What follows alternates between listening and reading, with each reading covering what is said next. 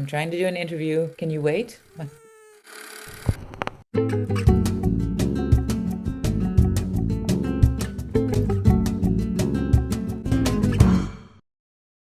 Welcome back to the Metropolitan Culture Corner. Thank you for joining us for our final interview of 2025. Where did the year go? I have no idea. But here we are, and I am so pleased this month to go behind the scenes with New York-born, Barcelona-based, third-generation art dealer Alex Yamet. Alex's grandfather, Irving Sonny Yamet, was one of the first American art dealers to introduce European prints to the United States after World War II, many of which were acquired from legendary workshops in Paris and beyond, where artists like Picasso, Chagall, Miró, Dalí, and Matisse worked and created original prints. Alex has followed in the footsteps of his legendary grandfather and of his father in promoting these unique works, and just a couple of weeks ago, he has inaugurated a new art gallery in Barcelona to showcase them. BF4 Gallery does more than just exhibit art. According to their mission statement, it preserves it, contextualizes it, and connects it with a contemporary perspective. Its permanent collection, which is comprised of original lithographs and prints by the great masters of the 20th century, coexists with the work of contemporary artists who are expanding the visual language towards new forms of expression. So in layman's terms, they're showcasing works by the giants of the art world right alongside contemporary modern artists. Their collection shows how art is not created in a vacuum, but instead is a reflection of the era in which the artist lives and works, and how some things are universal, an eternal part of the human condition, regardless of age, era, or generation. Please welcome Alex Yamet to the Metropolitan Culture Corner. So welcome to the Metropolitan Culture Corner. Thanks for being here. Thank you for having me, Tori. Of course, I want to talk about you and what you've been up to, but I want to go back first because this is kind of a family legacy, and your grandfather played an important role in the world of art dealing post-World War II. He was one of the first American art dealers to bring European master prints to the US, but he didn't start out as an art dealer, right? He started out as an engineer building naval aircraft. So did you know what led, first of all, this infamous grandfather of yours to the world of art, and specifically, how did he end up falling in love with printmaking and deciding, I'm going to bring printmaking to America? Great question. I wish he were around today for me to ask these questions directly. I have my father and I have my aunts to talk to about this. Basically, what I've gathered over the years is that, the war came around and he was of age to be drafted, in the early phases of the war. A lot of those guys that were drafted went to horrible places like Guadalcanal. It never came back, right? And he didn't have a college education, which was pretty typical for men in his generation. And the Great Depression was in full swing. And by 41, I guess when the United States Army was recruiting guys in his age group, he was desperately looking for work. And one day, I guess he walked into a General Motors recruitment office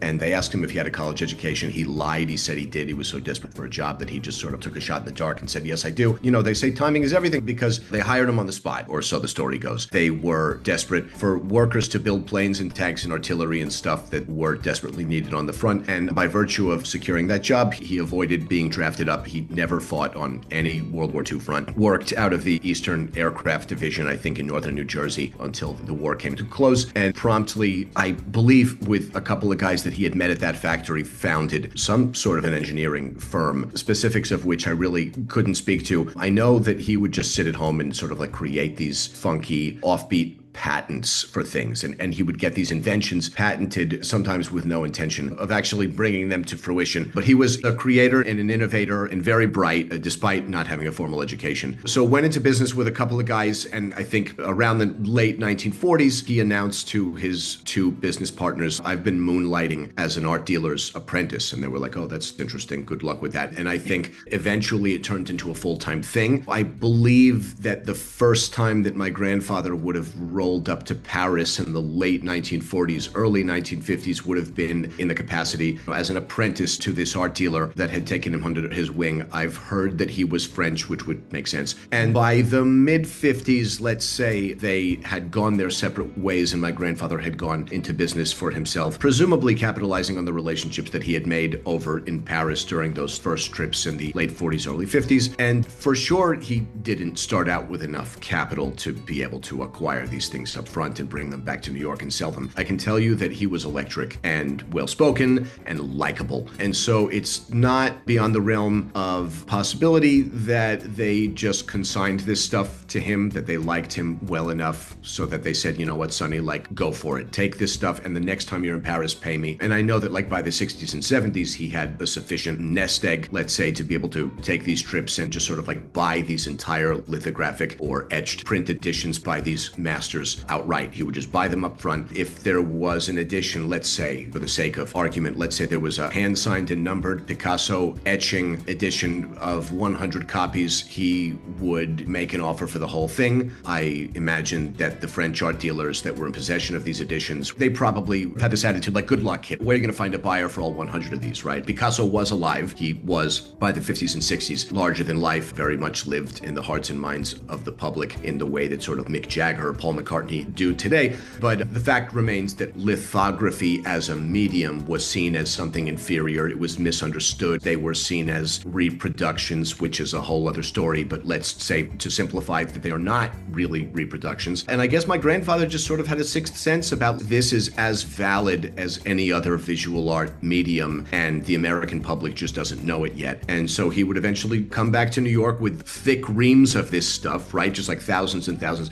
And according to my grandmother, sell them out of the back of the trunk of his car and then just go back to Paris, rinse, wash, and repeat. That's the long and the short of it. I'm smiling because I'm sure it's not quite as romantic as I am imagining it as I'm hearing this story, but I just love stories like this. For all that the ideal of the American way is kind of changing in the moment we're living in now, the 1950s ideal of the American way was that, right? Someone who just absolutely seizes the day and does things his own way and makes his way on his own. It's an amazing story, especially because it's not just making his own way, it's making his own way with Picasso. But at the time, printmaking, like you said, wasn't considered to be high art. It was mostly considered something that had more to do with illustration, commercial advertisements, things like this. So on one hand, it'd be less expensive because it wasn't as valued as, say, an oil painting. But on the other hand, as you said, it's not as if there was this market for it already. So it sounds like your grandfather was one of the people that really changed the art world in America by insisting to the American public, this is a piece of work with intrinsic value. Yeah, I feel very comfortable with the way that you just put that. He certainly wasn't the first. I mean, there are very famous American art dealers from that time period, especially tri-state area art dealers, New York, New Jersey, Boston, who were older than him, who had already introduced these mediums to their roster of collectors. But my grandfather was one of the first, and I think it is in some ways a quintessential American story. I mean, he was definitely, unlike my grandmother, he was born poor. I don't know the extent of it, but I know from the way people talk about his childhood that things were rough. And by the time he retired, he was sitting pretty. He had done well. So yes, quintessential American story, and one of the sort of art dealing pioneers in the printmaking world on the North American side of it. I'm sitting here saying yes and nodding along, but it occurs to me that maybe not everyone who's listening to or watching this interview might necessarily know what printmaking even is. There's all these different techniques. There's lithography, there's metal engraving, but I don't know if you could just explain what it is for the non-experts. You alluded to the fact that there are several techniques and there are sub-techniques, and it gets technical. These are fundamentally technical processes, but for the layman, and I'm relatively new to the art world myself, the way that I understand it is that there's some sort of a plate. Generically, it's known as a plate, even though in stone lithography, as you might have surmised from the name, there's a stone. It's going to be highly porous, right? Let's focus on lithography. So a highly porous stone, a special sort of fatty ink, which after it's been applied to the stone sort of gets absorbed and creates a kind of reservoir of ink beneath the surface of this limestone. By the way, it's like very flat. It has to be. So that ink gets absorbed under the surface of the stone, creating a sort of deposit. And the matrix hovers above that stone and then gets like stamped down into the stone, making the impression on the paper. And it allows them to create that sort of reservoir of ink underneath the surface of the stone, allows them to create many impressions before they have to re-up the stone with more ink. Now, the way that water and oil repel each other is critical to the process because this ink is an oil-based product. So by applying water to the stone, somehow, and this is where my my knowledge gets a little fuzzy, even though I've literally seen it done in person. Essentially, the water and the oil repel each other in such a way that it allows the contours of the image that the artist has created in the stone to sort of stay put even after the paper has been smushed into the stone. In terms of the visual aspect of the result, it's very reminiscent, I would say, of like a watercolor, an aquarelle, or a gouache, and the ink sits on top of the surface of the paper in a way where there really should be no relief at all, so it looks like it's been painted. The artist actually creates the image onto the stone itself. Correct. The image is painted or drawn just like a regular canvas, right? Like you can take a paintbrush and dip it into a vat of semi-liquid ink, or there are lithographic oil pastels. The image gets created directly into the stone, gets stamped onto the paper, and then the ink gets re-upped as necessary. That's basically it, yeah. These artists like Picasso and like I know some of the other artists that are kind of the jewels of the collection from what I understand, these are creative people. So I would assume, although they say there's a danger in making assumptions, no, but I would assume that these people, you put this kind of very specialized process in the hands of someone like Picasso or Chagall. It seems like whatever you put into their hands, something special is going to come out of it, even though maybe it was seen as a lower form of art. Yeah, there's no doubt, right? I mean, he was the GOAT, right? So all of these grandmasters like Picasso, Miró, Chagall, Dalí, and others are understandably and rightfully remembered as painters. But Picasso especially was a very prolific and individually capable printmaker, to the point where he would, show up to Fernand Mourlot's atelier in Paris between 1945 and 1971. That was the time frame when Fernand Mourlot, who was the foremost lithographer of the 20th century. So their collaboration started in the mid-40s, lasted until 1971, and they collaborated on around 400 lithographic editions together. And I imagine that, especially after Fernand Mourlot had shown Picasso the ropes, that eventually, especially like later in life, just probably showing up to the studio and doing everything himself.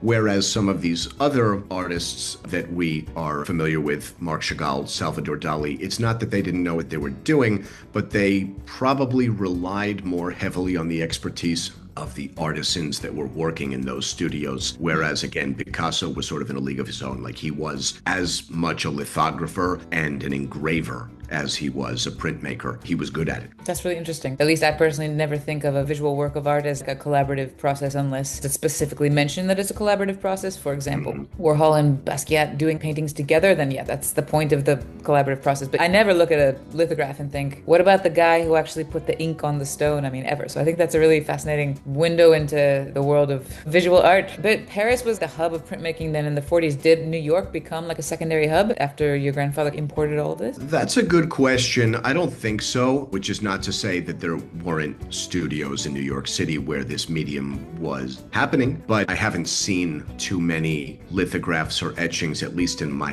family's collection, that weren't printed either in Paris or sometimes Barcelona, Germany. It was mostly Western Europe, at least in the 20th century. I'm less familiar with sort of where the market has planted roots more recently.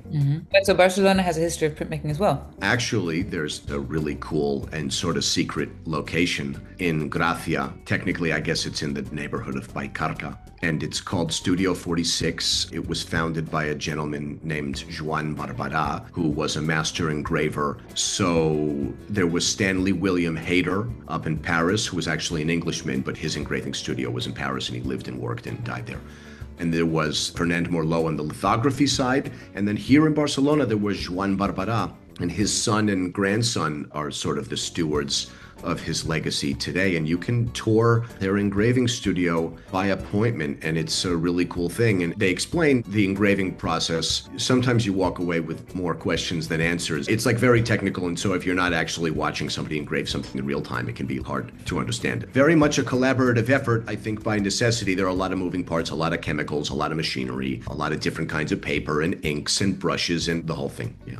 Was that one of the reasons why you decided to open a gallery here in Barcelona, was because of this history of printmaking, or was it for a different reason? And why did you decide to open this gallery? Was it always your intention to follow in your grandfather's footsteps, or what? So I know that it would be sexy if the answer to that question were a resounding yes. It would make me sound really cool.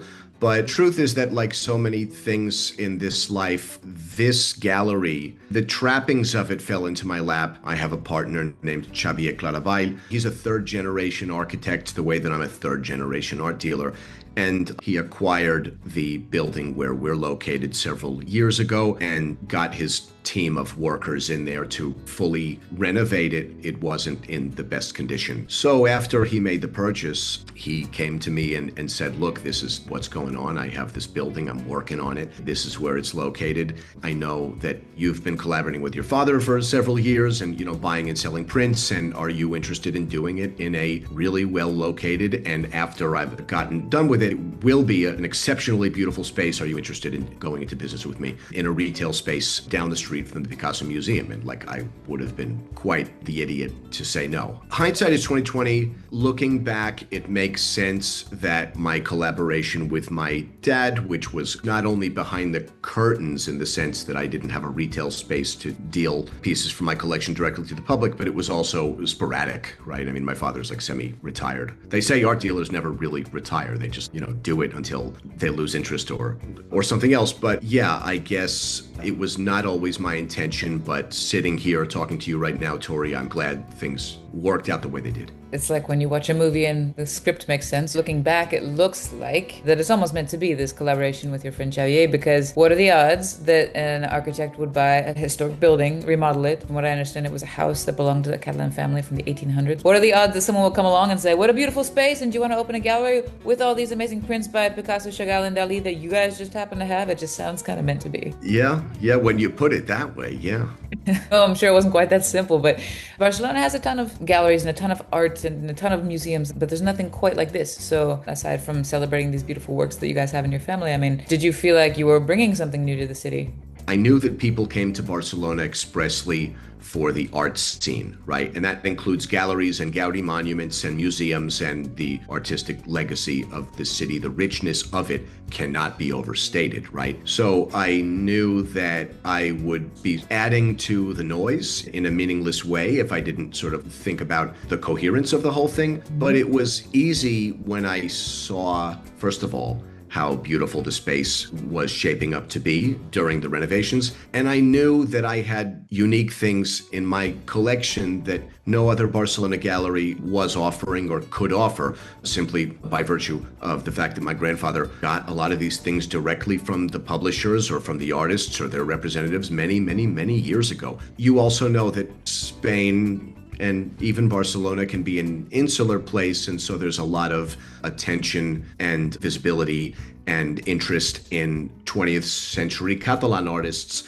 that in my family's case wasn't part of the permanent collection. Our market was the American market, so we didn't have it. There was no market for it. So I would do a little bit of reconnaissance. I would visit other galleries in my neighborhood and also some uptown galleries on Concejo de Ciento and near Francesc Macià, these sort of older upper Barcelona galleries. And I would scope out, what kinds of prints are these dealers selling? And I realized I do have something to offer that can't be found in these parts anywhere else. You go up to Paris and you find there are a couple of art dealers in Paris whom I now have a good working relationship with that I've visited on a few occasions, and they have some of the same stuff that my grandfather had, but it's less impressive because they have the privilege, of course, of literally being from Paris, whereas he had to take trips there from New York. Artworks that I'm talking about, they weren't in Barcelona before Xavi and I went into business. I feel comfortable and confident that the contribution that we've made was somehow a meaningful one, and that people will notice and begin to spread the word around that if you want something really special, really different, this is the place. And even if you're not interested in buying something,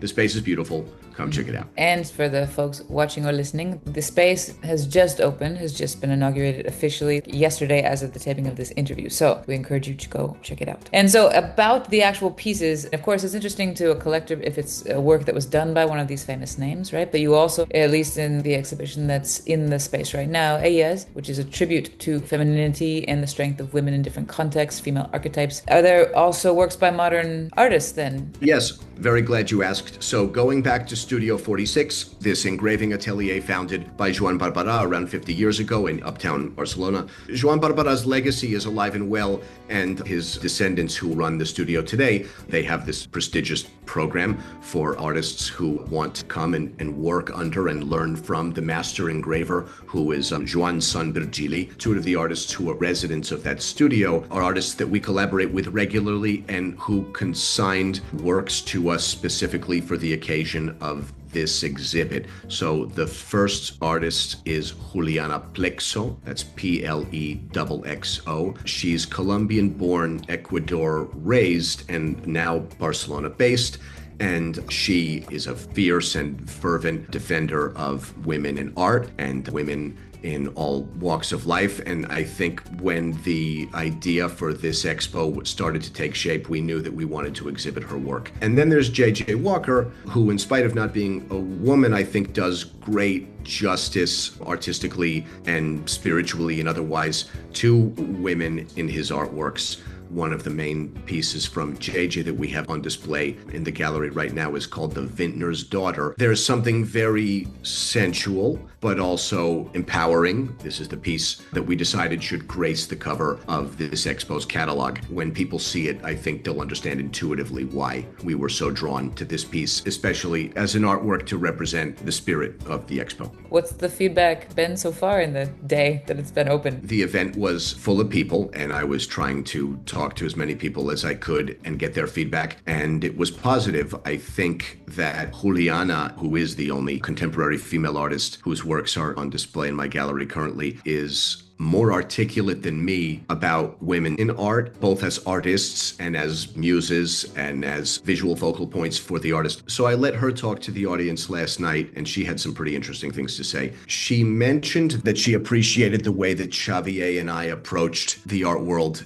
That kind of leads into one thing I wanted to ask you, that as a curator of works that then you put in a gallery, whether we're talking about this exhibition or just in general, do you feel that there's any kind of responsibility there when it comes to what you choose to show? Because at the end of the day, you're the one who decides if someone's art gets seen or not sometimes. That's a good question. So to be 100% honest, the priority must be for contemporary works on consignment to me from studios like Studio 46, where Juliana and J.J. Walker are residents, or Lidia Masjoren's, whose G. Clay print is on consignment to me from Alzueta Gallery. Check them out too. The priority has to be a symbiosis, for lack of a better word. It has to be a good fit, because the fact is that my collection, at first glance, might seem like a random stack of prints by a random group of artists from the 20th century, some of whom are super famous and others not so much. But when you get to know my collection inside and out in sort of the way that only I and my dad could, I don't mean that to sound pretentious, like how could somebody know what I have other than me, right? It starts to take shape dynamically, and you start to understand intuitively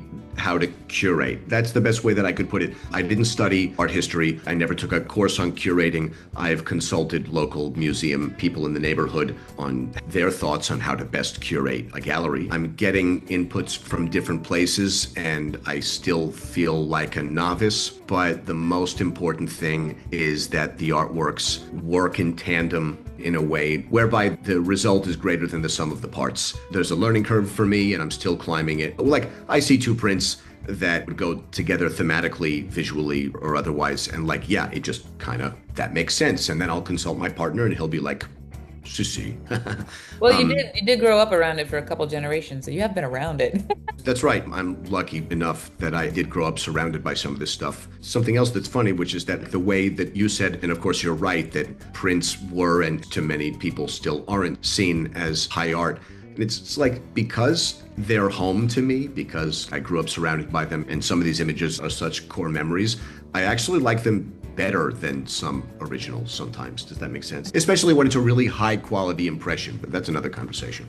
That's really interesting. I always really respect people, for regardless of what they're doing, who manage to establish a life in a different place, because it is so hard. But also in the world of art, it's even harder, to be totally honest, because there is no rule. Being a doctor's not easy, obviously, or a lawyer, but it's like you go to law school, you become a lawyer, you practice, hopefully you make a living. But for example, to open an art gallery, where's the rule book for that? There is none. So no, right. No, I'm so lucky that my dad knows a thing or two about this business. Otherwise, I would not win at this. Honestly, I did it by myself, but with his guidance, and crucially with things that belong to him. We all get by with a little help, don't we? And far from home, it's harder. There's no doubt. No doubt. I'm with you there. Yeah. You feel like it was worth it having moved to Barcelona? Yeah, I do. I miss home, but this place is home. now, for better and for worse. And it's, it could be worse. It's awesome here. So, Barcelona is a special place for sure.